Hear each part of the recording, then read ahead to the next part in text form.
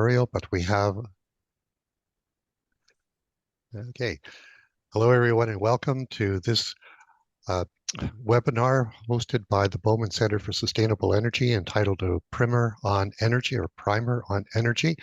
The Bowman Center for Sustainable Energy is a nationally incorporated or federally incorporated national non-profit organization, a think tank. We are looking at nation building projects primarily focused on energy. We do have associates across Canada, and we have lived and worked across Canada, and in the spirit of respect and friendship, we acknowledge that our office, which is based in Sarnia, Ontario, is on the traditional territories of the Three Fires Confederacy. This afternoon's presentation is being recorded, and it is being delivered to us by an associate of the Bowman Center, Ed Brost, who is a professional engineer with vast experience in oil and gas and nuclear power. And he has been a member of an associate of the Bowman Center for a number of years. So he is sharing his experience with you and with us so that we might all better understand the basics of how energy is measured. Ed, please begin. Thanks, Marshall, and thank you all for joining us this afternoon. Our objective this afternoon is to increase your awareness of energy and be able to compare current energy prices in what is otherwise a bizarrely a strange world of around how we buy energy. Maybe we'll even have some fun with this. We're going to do that by talking for a minute or two just about what is energy. Then we're going to talk about how we use energy, and then more importantly, most of the presentation will be about how we pay for energy. So let's get started.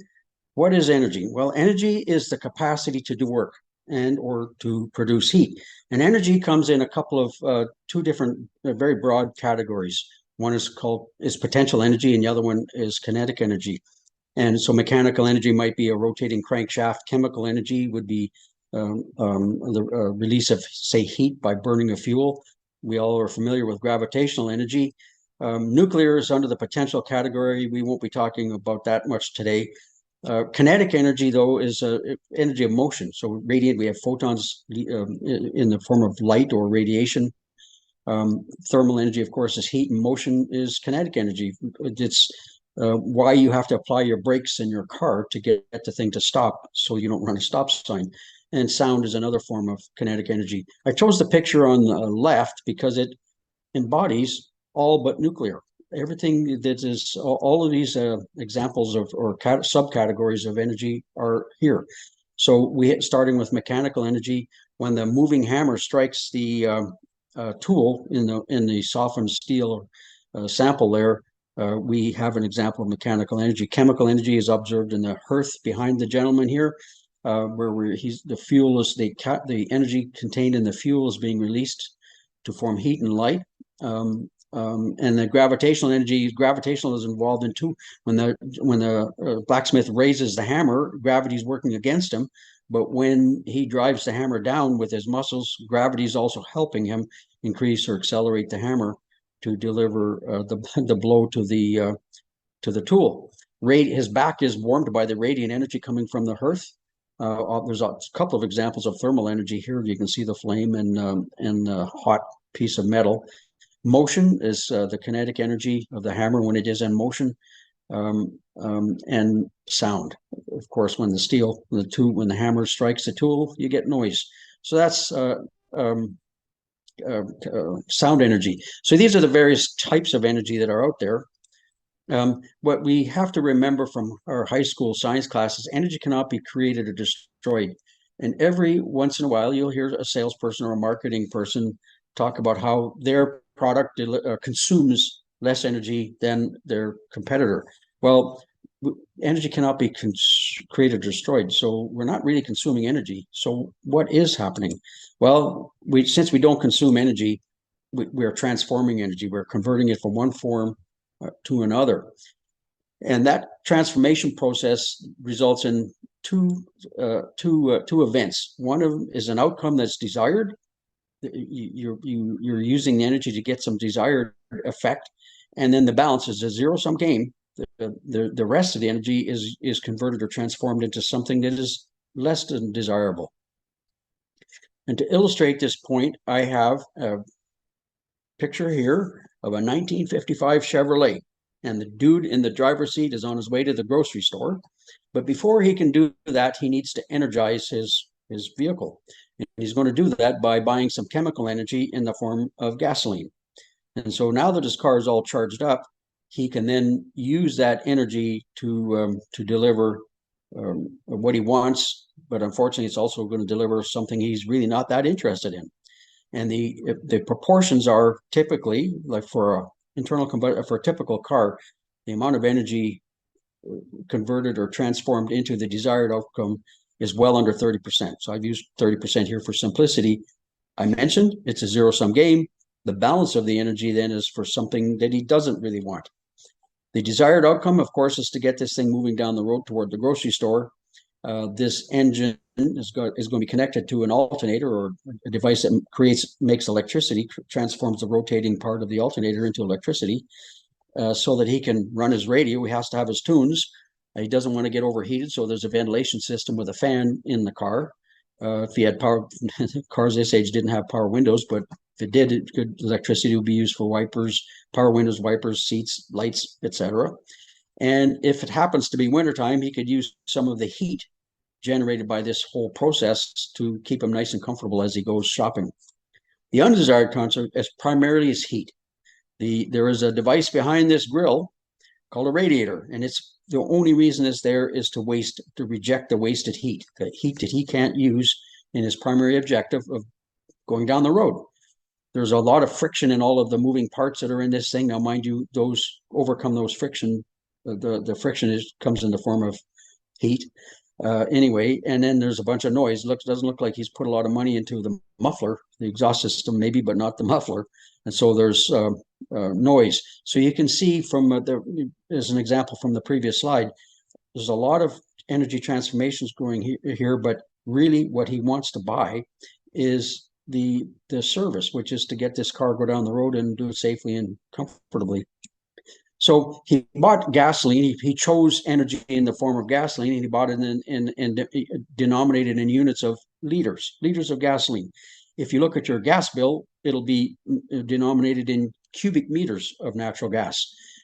If you have a propane barbecue, you'll be buying bottles of propane, and they do it on a scale, and you're buying it by the kilogram. Of course, your hydro bill or electricity bill is in kilowatt hours of electricity. If you work at an oil refinery, the energy in the oil is denominated in barrels. Fuel ethanol, whether it's blended into gasoline or not, is also sold in forms of in volume, liters. The nuclear power industry buys energy uranium energy in the form of uranium, sold in kilograms. Lambton Generating Station used to buy energy in the form of tons of coal. And more recently, we've been talking a lot about hydrogen, and hydrogen is typically sold as in the form of kilograms. So we're trying to buy energy here, and this is probably somewhat confusing.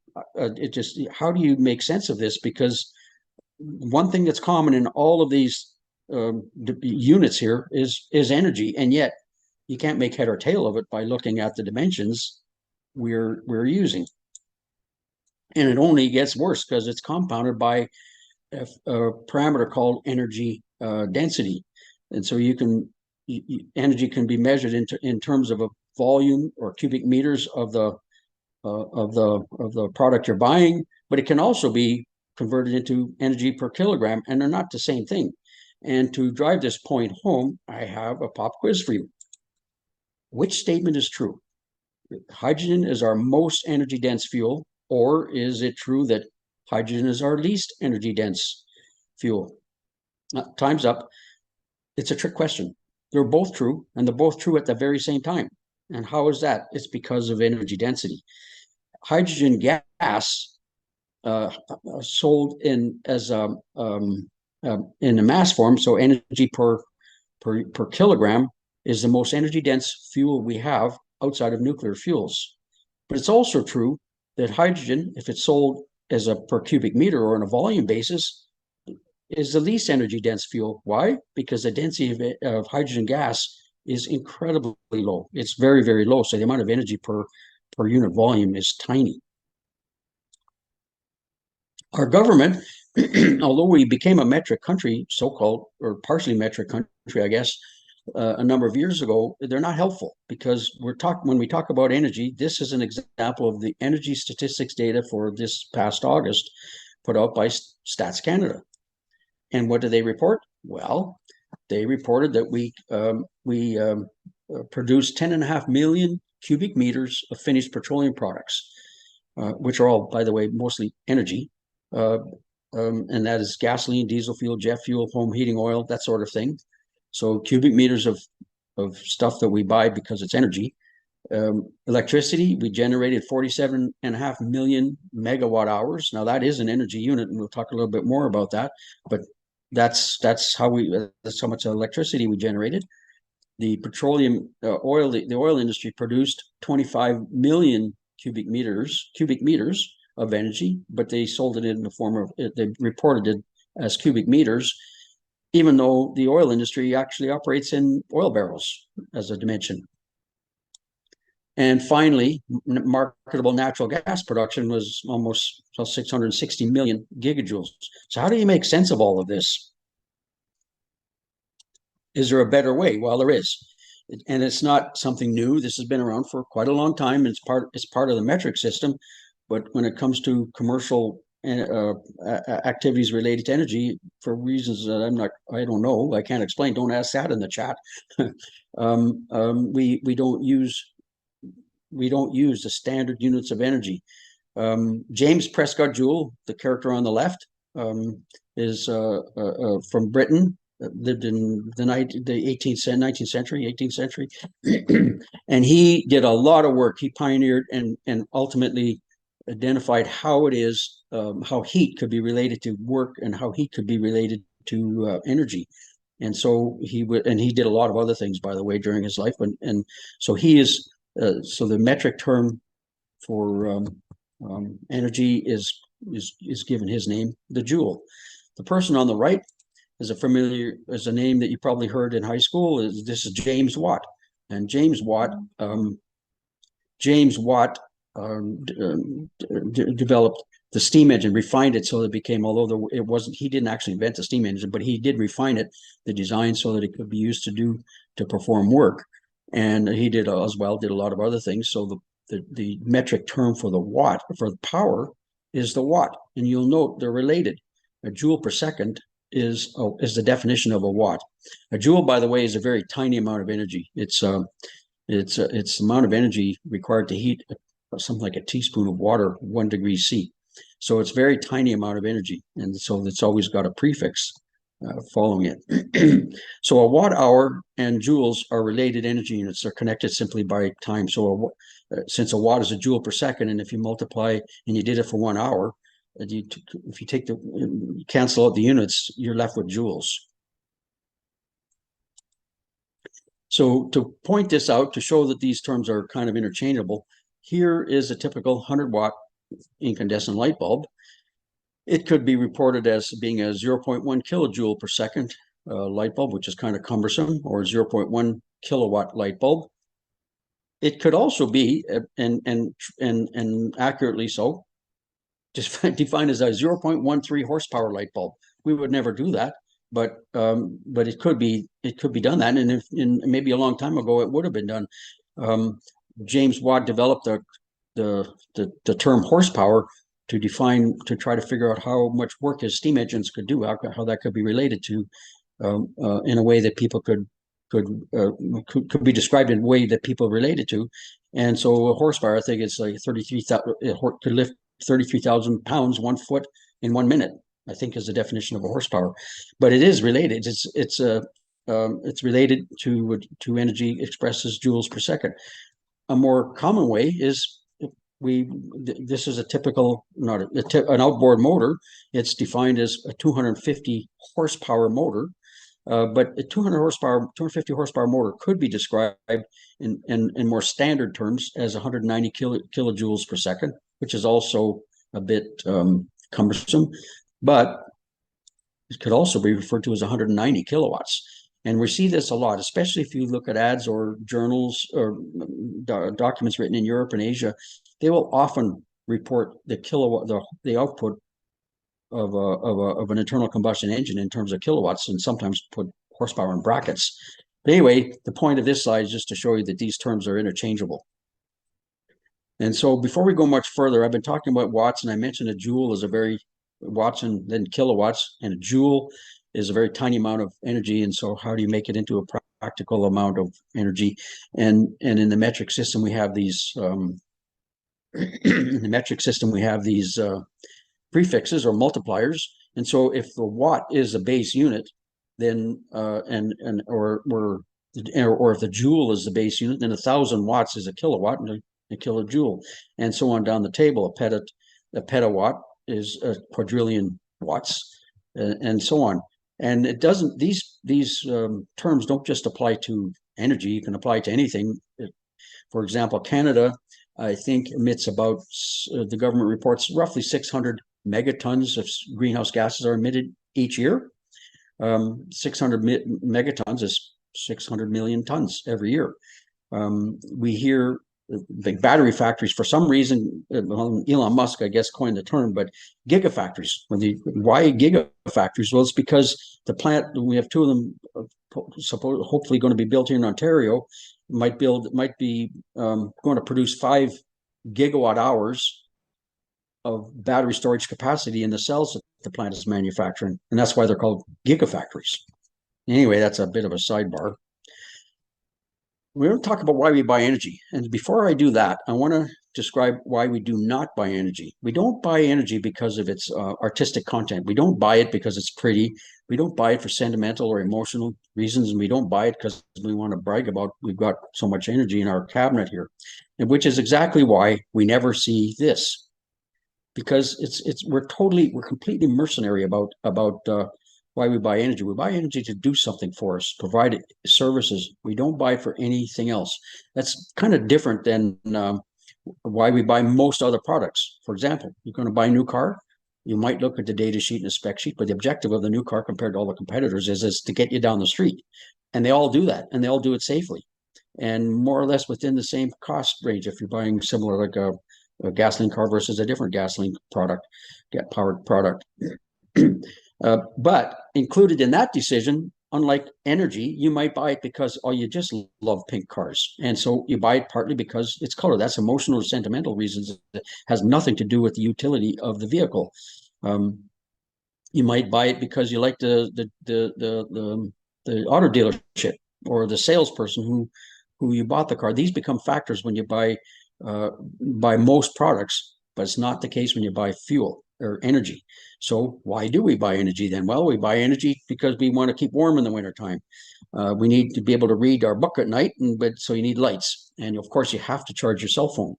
We also buy energy because we want to get some work done, useful work, like getting this skid down the track further than the competitor.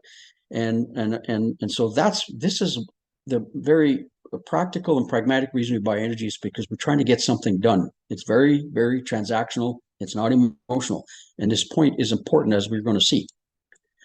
So getting back to our table of, all of the ways energy is sold to us, along with sort of contemporary prices. And if you go down the list, we see that electricity it varies by time of day here in Ontario, but normally it's on 10 cents a kilowatt hour. Crude oil, according to the market, is roughly $80 a barrel. Gasoline, $1.40. Diesel is more expensive, $1.50. Natural gas, if you're a bulk user taking it off the pipeline in huge volumes, then you get to buy what you see reported in the financial pages, which is about $3 a gigajoule. Unfortunately, when it comes in, and that is the energy unit that I would like to see everything's energy product sold in as, but that's not how it comes to your house. It goes through your meter, and they sell it to you in terms of dollars per cubic meter, 35 cents a cubic meter or so. It varies between 20 and 40 cents a cubic meter. Propane, if you go to the to buy a cylinder of propane, they'll sell to you, it's about $2 a kilogram. Home heating oil is $1.60 a liter. Well, how are you suppose you're building this cabin, and you want to, in the previous slide, and you're trying to decide, should I heat it with electric heaters or should I heat it with a residential natural gas? Should I buy big propane cylinders? You see that in rural areas, or home heating oil. How you can, which is cheaper? I can't tell by looking at that. But if you convert it to standard energy units, it becomes very easy because you're comparing apples to apples and oranges to oranges. We see, electricity is already sold to us in one of the energy units, and it's 10 cents a kilowatt hour. Crude oil, if you translate that into cents per kilowatt hour that's in the content of the crude oil, it's 4 cents a kilowatt hour. But when you go to the station and buy gasoline, you're paying 14. If you have a diesel engine, you're paying 13. By the way, a little sidebar, how come gasoline is $1.40 and diesel is $1.50, yet it's cheaper? Well, it's because of that energy density business. There are more joules of energy packed in a liter of diesel than there is in gasoline. There's about 35 gigajoules per liter in gasoline, but there's almost 40 gigajoules per liter in diesel fuel. And that's why, even though the pump price would make you think gasoline's cheaper, it's actually not. And so that's one of the advantages of not using these merchant units, but we actually use energy units. Similarly with natural gas, the bulk price for natural gas works out to about 1 cent per kilowatt hour, while residential natural gas, what you and I are paying for natural gas, is roughly 3 cents a kilowatt hour. So that, again, is a good business. If you're in the oil business, $4 for the feed, and you sell the products for a little over 3 times what you paid for the feed, that's a pretty good value add. Same with natural gas, 1 to 3. Propane and heating oil also come from crude oil mostly. Propane from gas fields as well as oil refineries. But bottom line, you can see they're about 15 cents per kilowatt hour. So now that we have come up with a way to normalize or standardize our pricing for energy, we can then take a look at a couple of real world or practical comparisons. Which is cheaper to fuel, an EV or an internal combustion engine vehicle? The lady on the left has got an electric car, and the charging station there is priced at $28 a gigajoule, which is an energy unit, whereas the gentleman on the right is fueling his gasoline-powered car or fueled car, energized car, and he's got to pay $31 a gigajoule. These are current prices that I showed you on the previous slide. To make that into a little bit more comfortable, more convenient way to compare this would be 10 cents a kilowatt hour. We know that there are 39 or 35 gigajoules per liter, and you can do a simple calculation. 10 cents a kilowatt hour is about the same as paying $1 a liter, whereas the guy on the right, he's paying $1.40 a liter, but based on the amount of energy that's in it, he's actually paying 14 cents a kilowatt hour. So we now know, just by looking at and using more or less prices of the day, it's a little bit less expensive, according to this slide, to run the electric car to energize or fuel the electric car versus the gasoline car. But wait, there's more to it, because I made a lot of noise about energy transformations and undesired outcomes versus desired outcomes. And this is why it's important. Same slide as before, but the electric motor and the charging efficiency of this whole system, charging it and then running it, the overall efficiency of the system is about 80%. So about 20% of the energy the lady's going to pay for is going to end up warming up the battery, and she wants to go to the grocery store. When she turns on the key or switch or whatever to go down the road, you start using energy out of the battery, the battery's going to warm up again, the cables are going to get warm, the motor's going to get warm, and the overall result is about 20% of the energy she paid for is lost to the planet as heat. The result is the energy she's using to go down the road works out to about 13 cents a kilowatt hour. So it's a little bit more expensive. This guy, though, is saddled with a system that's very inefficient, as we saw in an earlier slide. Well under 30% of the energy that's contained in the hose of the fuel pump going into his tank is available to actually move the car. The balance of it is doing stuff he really wasn't interested in, like providing a whole pile of heat. And so when you translate that $1.40 a liter, recognizing the efficiency, he's paying $4 a liter, or almost 48 cents a kilowatt hour. So the energy, when you consider the price of the energy and the utility of the energy, how much you can get out of it, because you didn't buy the gasoline because it's pretty. You bought it because you want the car to move for you. You paid 48 cents a kilowatt hour versus 13 cents a kilowatt hour. So as far as the energy, the cost to operate, or the fuel, the vehicle component of a decision on what kind of car to buy, the fueling costs, energy costs for the electric vehicle are far lower than it is for the gas car. So that's one example of what you can do by pricing energy as energy instead of things like volume. Another example we hear a lot about, and primarily in the context of the carbon tax lately, but in any case, it's almost in the news. Heat pumps are almost in the news daily, even before the carbon tax issue arose with respect to fuel oil. So an electric heat pump, it's an electric heater in a sense, and it runs on electricity, and it costs 10 cents, as we saw in a previous table, 10 cents a kilowatt hour to operate the heat pump. The fossil fuel furnace, on the other hand, if it's a natural gas fired furnace, it costs 3 cents a kilowatt hour. So it's quite a bit cheaper to fuel the furnace compared to the heat pump. Unfortunately, though, and this is why all of this issue in the news around heating oil costs for especially Atlantic Canadians, but it's true for anybody on heating oil. And since the price of propane is practically the same, they would have the same issue here, but you don't hear about that at all. The price of heating, instead of being $1.60 a liter, what does that mean? Or it means 15 cents a kilowatt hour. And so it's quite a bit more expensive to heat with oil than it is with electricity in a heat pump. And natural gas is the winner here, because natural gas is 1/3 more or less of the energy expressed as energy compared to electricity. But there's more to the story. It has to do with utility. How much work can I get out of this thing? Now, a typical furnace, if it's an older one, might be under 80% efficient, and the new furnaces are well over 95 or even a little bit higher. So to kind of reflect a typical appliance, I've used 90% efficient. So the heating oil, because 10% of the energy that you're going to pump into the burner is going to go out of the stack as heat, and that's not what you wanted. You wanted heat, and you're not getting it. And that's true also for natural gas. So the heating oil goes from, I think it was 15 or something cents, 15 cents a kilowatt hour. Because of inefficiency, you're only getting 17 cents worth of heat energy.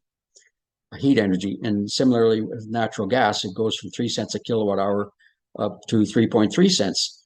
But the heat pump is a little bit of a different animal here because of something called the coefficient of performance, the COP. And the COP, for a typical, and it varies with temperature, and there's a lot of variables, anywhere from 5 to 3, but I've used kind of an average of 4, a coefficient of performance of 4. What that means is you get, in this transformation, you get 4 units of heat out of the heat pump for every unit of heat you put in the form of electricity. And therefore, the cost to get the heat into your house is 2.5 cents per kilowatt hour, versus if it were natural gas, 3.3 cents. So in this example, when you consider the efficiency and the reason we're buying energy in the first place is to get something done, in this case, provide heat, the heat pump wins. It's quite a bit cheaper than natural gas, and a lot cheaper, of course, than heating oil or propane. So in this case, in this example, the heat pump wins. So in summary, what we've talked about, I described a little bit about what is energy. We talked about energy is not consumed, it is transformed, and this transformation business has to do with utility. What do we get for our money when we buy the energy? And it's, of course, related to efficiency. We buy energy for its utility. We don't buy energy because it's pretty or because it's yellow. We buy energy because we want it to do something for us. But unfortunately, the market serves up its energy products in a bewildering set of ways that just make it, almost impossible without converting it to a standard energy basis. Which, if you do that, it becomes quite simple to compare apples or compare one form of energy to another, apples to apples. So, and if we do that, then if we do that, we can then that will help us make better energy use and selection decisions. Well, that's what we have for you for today, and be glad to entertain some questions or have a little discussion on it. So, Thank you very turn it back much, to you. Ed. Thank you very much, Ed. If anybody has any questions, please put them into the chat function. There's already one there from Brian. Ed, is there a relationship between the joule and the calorie? Yes, the calorie is just another. It's another energy unit that's been around. You hear a lot about it when we talk about food. It's often used in labs and biology labs. I don't know the conversion factor offhand, but there is. They're both energy units. So the calorie is an example. Lumens is an example of a unit used to describe light. The typical North American or imperial unit for energy is the BTU. Okay, and you did speak at the end of your presentation about the coefficient of performance, particularly for heat pumps. I know that you and I have both installed air source heat pumps in the last short while. Can you speak about that again and just how much energy goes in versus how heat is moved from one place to another? Yeah, so I avoided the use of the word for efficiency when talking about the heat pump because it sounds like we're breaking the second law of thermodynamics, where it's almost a perpetual motion. Because a coefficient of performance can be thought of as, in this case, I used coefficient of 400% efficient, but it's not at all a violation of anything thermodynamically. What happens is, well, absolute zero is degrees C is minus 273 degrees C. And so if it's a winter day outside and it's 0 degrees C, it's 273 degrees Kelvin. There's a lot of heat, lots and lots of heat in the air. It's uncomfortable to us, but it's in the air. And so what the heat pump does is all it does is takes some of that heat and concentrates it for you in the heat pump. And so it's not a um, it is 400% efficient. You put in, but it's in this transformation business where you put 1 kilowatt, sorry, of energy into the heat pump, and you get 4 kilowatts of heat, not electricity. You get 4 kilowatts of heat out. And so what you're doing is you're doing two things. You're pulling heat out of the air, and then there's a compressor in there. And when you compress a gas, it gets hot, and that's how the temperature is changing. And so, and that's where the energy, by the way, is to run the compressor. That's where this coefficient of performance. Now it's a little not obscure, but it's not as simple as 4. When the temperature is really, say, when it's 15 degrees, you're going to get a coefficient of performance maybe of 5 or even higher. But when it's minus 10, you might get a coefficient of performance of 3. So that number changes. But anyway, I hope that helps you, Marshall. Okay. Brian's also asked a question regarding heat pumps, regarding the carbon footprint. And I know this wasn't a key part of your presentation because you were focused on energy, not the carbon compounds of energy. But from a carbon footprint point of view, I suspect the heat pump wins is the question from Brian. And I would say from my own experience, that's correct. That's why I chose to put in a heat pump so I could reduce the amount of natural gas that is being consumed and the carbon dioxide that's being emitted. Ed, can you add to that? Yeah, and this is the reason why the government is encouraging people to switch even from natural gas, but because they have incentives for even when you're on natural gas to help you buy a heat pump. It's because the reason they're doing it is because of its commitment to reduce GHG emissions. But you got to be careful with this though, because you have to be careful with this because the emissions from your house associated with heating it go to zero. Like you don't have any. You had emissions associated with burning the natural gas to form CO2, and there'll be trace amounts of methane also released because there's no such thing as 100% combustion efficiency. And but where did the electricity come from? And so that's what's referred to as the emissions from your house are scope one emissions. The emissions from where you got the electricity, or sometimes it's referred to as the long tailpipe, depends on how the electricity is produced. And so in a province like in the eastern in Atlantic Canada, the emissions in the short term and the immediate term might not be that much different overall to the planet, to an individual's house that's gone to zero, but then now they're burning more coal to power the heat pump. But this is a step process. The government is committed to getting the electrical grid to zero GHG emissions by 2035, or at least net zero. And so, as time goes on, the total emissions to the planet, both from the home and from the energy supplier, will go down. Okay, and the topic of heat pumps is popping up again in the questions that are being asked, and I realize it was the last part of your total presentation. But Rob is asking, what is a typical coefficient of efficiency to people in Southern Ontario? Well, yeah, so that's a really good question, because geography is really important. If you live in northern Alberta, an air source heat pump is going to work for you maybe well in the shoulder season, the fall and spring, but it's not going to do a whole lot, because the coefficient of performance, there's two things that are happening with the heat pump. One of them is that the coefficient of performance drops as the outside air temperature, because the pump is having a harder time extracting the heat out of the cold air, and the colder the air, the harder time it has. And then um, so anyway, so yeah, but in Southern Ontario, we will be the coefficient of performance here will be high enough that you will be able to run the heat pump, probably an air source heat pump, economically down to about minus 10 degrees C, which for all practical purposes is most of the winter. There might be a few days in February and January where there are a few hours even where the heat pump, most people with air source heat pumps will have what it's called a hybrid system. There'll be a backup, and it could be an electric resistance heater. Oh, by the way, an electric resistance heater has a coefficient of performance of 1.0, because practically all the heat is going to be transformed into heat, or electricity transformed into heat.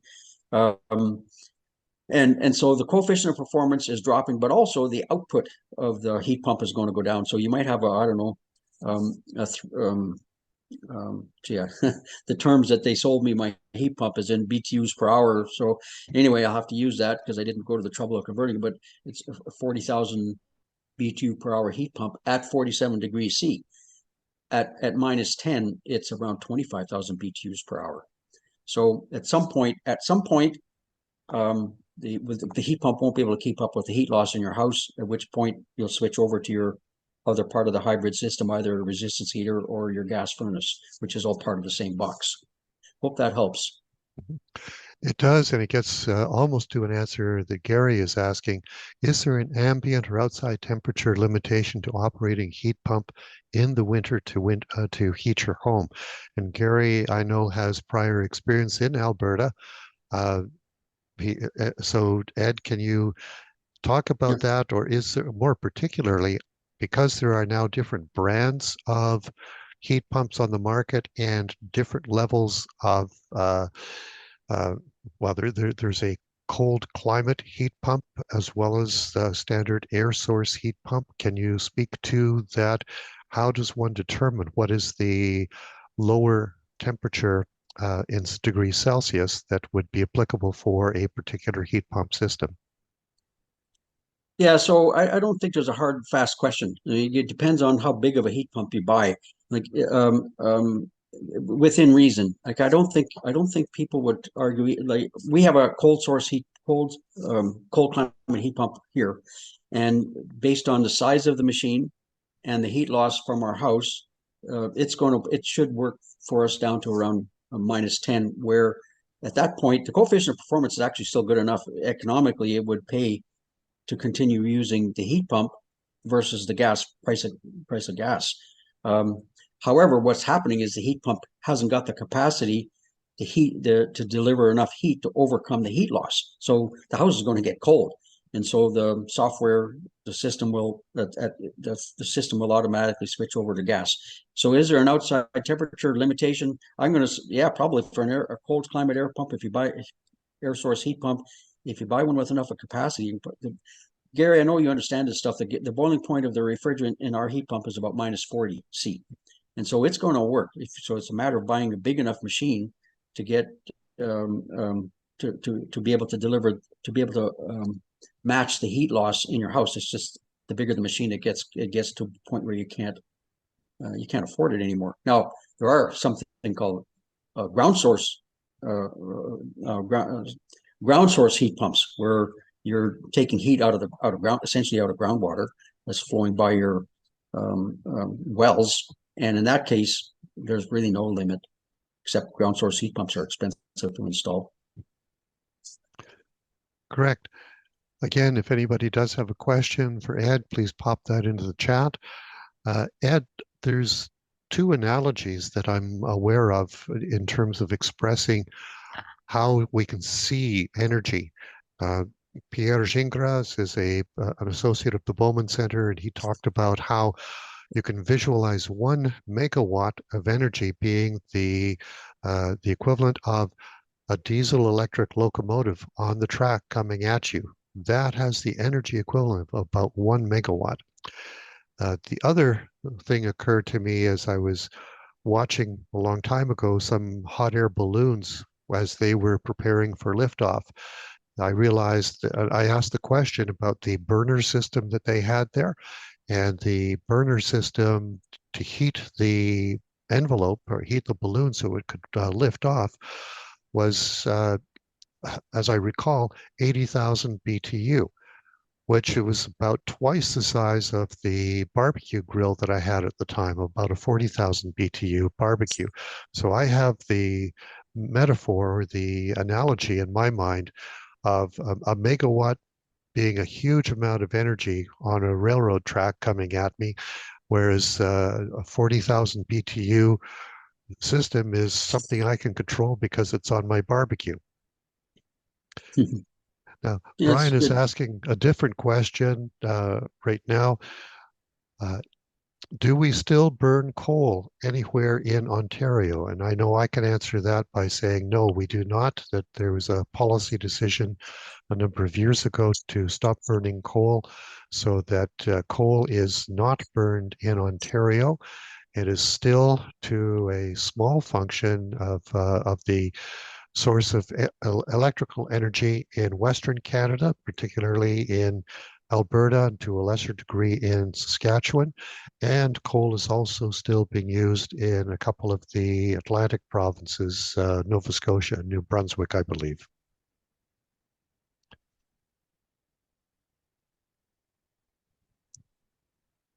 And Brian is asking, do we still fire on natural gas? And yes, the answer there is we do. We do in Ontario. These are called peaker plants because when energy is being demanded at peak times, such as approximately now through the day, the uh, the base load of energy is provided by hydropower or by nuclear power, and when there's a sudden demand for an additional level of electrical energy in Ontario, then the peaker plants, natural gas powered plants, will be turned on to provide additional electricity. It's a very simplified explanation of it, but that's what is trying to happen.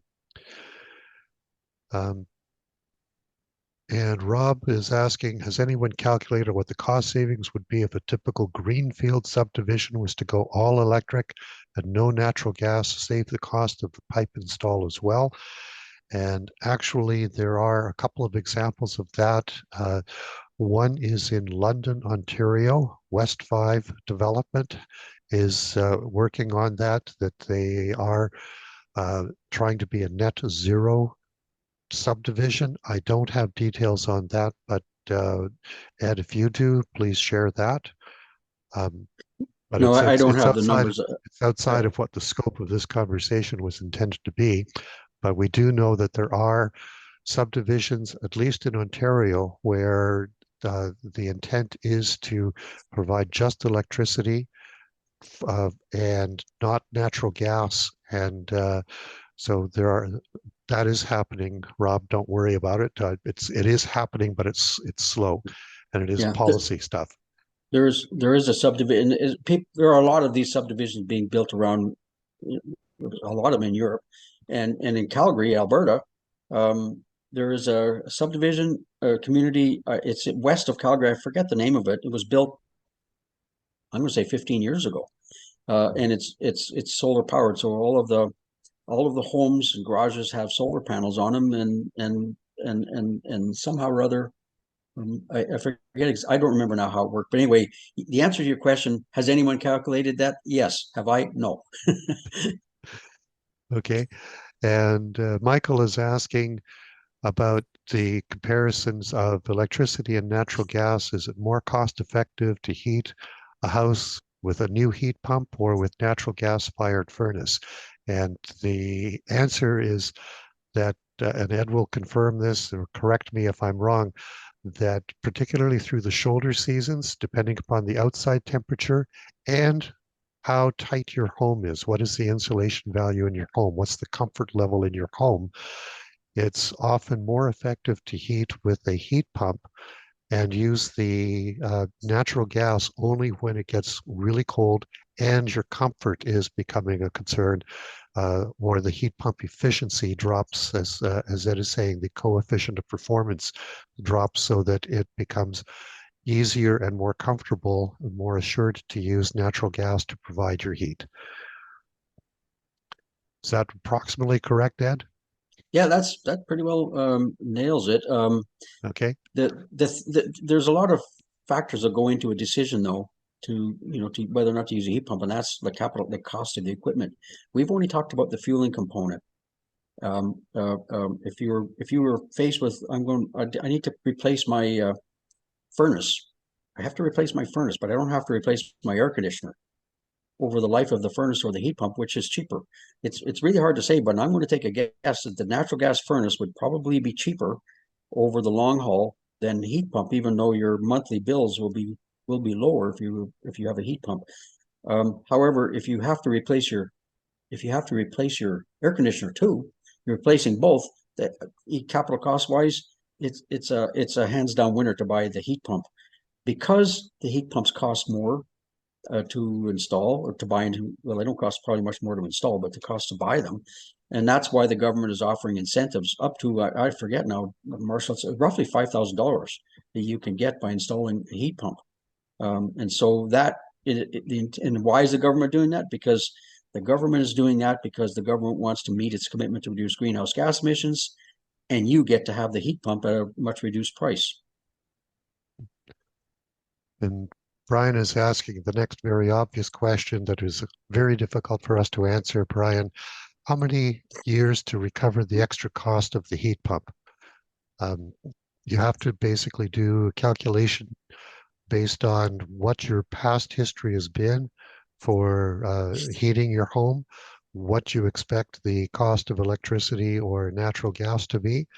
I did the calculation for myself, being in Southern Ontario, that if I were depending entirely on natural gas by the year 2030, I would be paying an additional $800 a year in carbon tax, assuming the carbon tax carries on and maxes out at $178 per ton of greenhouse gas carbon emission equivalent. It was a complex thing to do, but I figured it out for my own circumstances that by putting in a heat pump, I'm avoiding paying an additional $800 a year in heat tax starting in 2030. I'm avoiding paying the carbon tax now because it is even now being applied to natural gas. But there are a number of factors to look at in terms of the just the recovery of cost on the heat pump. Ed, can you Yeah, I elaborate? have a kind of a, I don't, I didn't do the arithmetic I just wanted to do it. But there is kind of a twisted way to look at this. Um, we get these rebate checks for the carbon, to make the whole thing supposedly carbon cost neutral. And so if you don't do anything, you'll get a rebate for to compensate or offset if you actually put a heat pump in or do other energy fit, you get to keep that money. It gets to become money that you can spend on other things. And so And so that's the way I look at it anyway. Yeah, I'd pay less carbon. I'm not paying the carbon tax, and I get to keep the rebate. Okay. And um, the question here from Rob is the coefficient of performance for cooling the same as a typical AC unit? It is an AC unit, by the way. Yeah, the coefficient for, in round numbers, yeah, it's about the same. The difference here, so if you look at your air conditioner, you're right. The coefficient of performance is going to be more or less the same. If the outside air temperature is say 30 degrees C, um, and you're trying to keep the house at 20, there's a delta T of 10. But in an air conditioner, functionally, a heat pump is just an air conditioner running in reverse. But in the case of heating, in the heating mode, the house, you're trying to keep your house at 20, but it's minus 10. And so the difference is 30 degrees. So there's quite a bit of difference in the amount of work, and which has everything to do with the size of, as an air conditioner, your heat pump is going to be grossly oversized compared to a conventional air conditioner that can't run in reverse. And so, but the answer to your question is the coefficient of performance, because the heat pump was designed for heating duty, is going to be very favorable, and it's pretty much the same as a conventional unit. Okay. I'll point out to everybody that this webinar has been recorded and will be made available on the website for the Bowman Center for Sustainable Energy, which is www.bowmancenter.com. And uh, are there any further questions that could be added to the chat? And Ed, you have an additional Yeah, I comment. just I just want to bring up something because we talked about buying energy. We buy natural gas cents per cubic meter, but yet what we're really after is the energy content of the gas. We don't really care what that number is, how many cubic meters it was, how many joules or kilowatt hours do we get. And there's an experiment or program going on to test blending hydrogen into natural gas. And so why is this important or kind of relevant to our discussion today? Well, as I mentioned earlier, hydrogen has an incredibly low, although it has a high mass energy density on a volume basis, it's tiny. And it just so happens that if you had 100% natural methane, natural gas, in the stream flowing into your house, you get, I don't remember what the number is. You get so many joules coming into your house. If you blend hydrogen in it, you're going to get fewer joules because the density of the energy, the volume, the density of the hydrogen is so low, and we're blending a fairly potent gas, energy dense gas, with a very lean energy dense gas on a volume basis. And the gas company sells us the gas on cubic meters. So is there going to be an adjustment in the gas price for people who are buying blended hydrogen? And this is true, by the way, for a whole bunch of technical reasons. You really can't go much beyond 20% hydrogen, probably 10 to 20%. But the energy content in the fuel doesn't start to go favorable for you until you get to 80% hydrogen in the fuel. So if the gas company sells these customers their energy in the form of cents per cubic meter, they're getting fewer joules. They're going to have to buy more energy because of the hydrogen content. It's not more energy, it's the same energy. You have to buy more volume to get the same energy content. And so it's a question for me. I wonder if the gas company will be adjusting the pricing accordingly or not. And it's hard to imagine they will, because the hydrogen costs quite a bit more to make than to produce natural gas. Anyway, it's just to my mind it's an interesting example of energy density and what that can do to the customer, because we're not sold energy in energy units. And Ed, early on in the presentation, you talked about how we purchase energy not because it's pretty or because there's an emotional connection. It's a utility. And that's why we can look at the various energy companies and they all get grouped together as being utilities. They are in the utility sector in the investment pages of the paper, or uh, in the investment sector generally that we purchase now. So It's stuff we need to know. It's stuff that takes care of us. We choose these things to achieve our own comfort, whether that be within our homes or workplaces or move around. We choose the energy forms to do work for us. And your presentation today has helped us understand that, but certainly a lot of the questions that we've had pertain to heat pumps, and that may be an opportunity for us to do something further and share further information on our website or in a future webinar. I do thank everybody who has joined today, and we will bring this to a close now with a sincere thanks to Ed for the presentation. Ed, you've got a last comment? Yeah, there's a question there from Brian.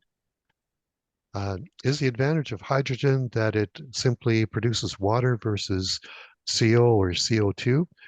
And that certainly is an advantage of hydrogen in appropriate places because it is, depending upon how it is produced, it can be low carbon production of hydrogen, and then in combustion or in use for hydrogen, it does not produce carbon dioxide. That's correct.